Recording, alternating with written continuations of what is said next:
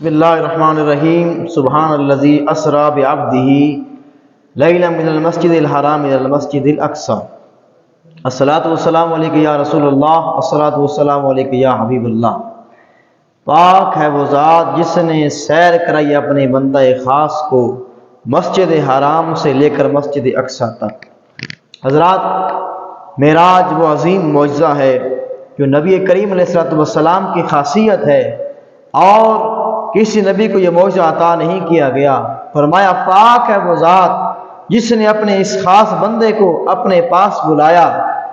حضرات، کسی نبی کی معراج کنویں میں ہوئی، کسی نبی کی معراج اس کو آسمان سے دسترخوان پر نازل ہونا تھا، کسی نبی کی معراج نمرود کا آگ میں ڈالا جانا تھا، کسی نبی کی معراج کس طرح ہوئی، لیکن میرے نبی کریم علیہ السلام کی معراج یہ تھی۔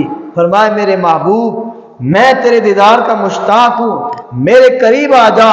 تو شاعر نے کیا خوب کہا، سی معراج اک راز محبتاں دا، نہیں سی ہر ایک دی سمجھ وچ آن والا، صدیا طالب تے مطلوب گیا، جبرائیل سی صدقے لے جان والا۔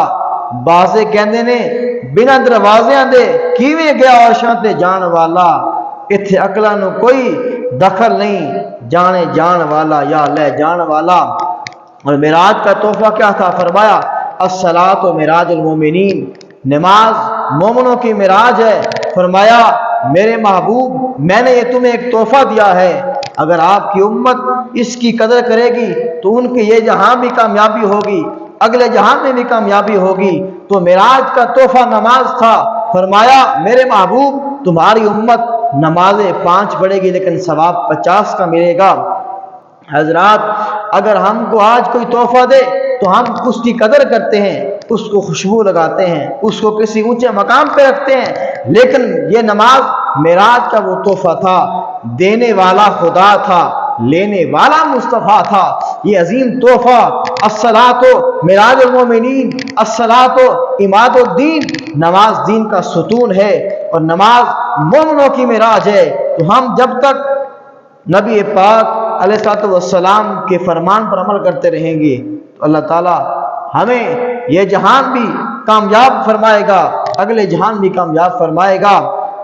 وما توفیقی الا باللہ العلی العظیم۔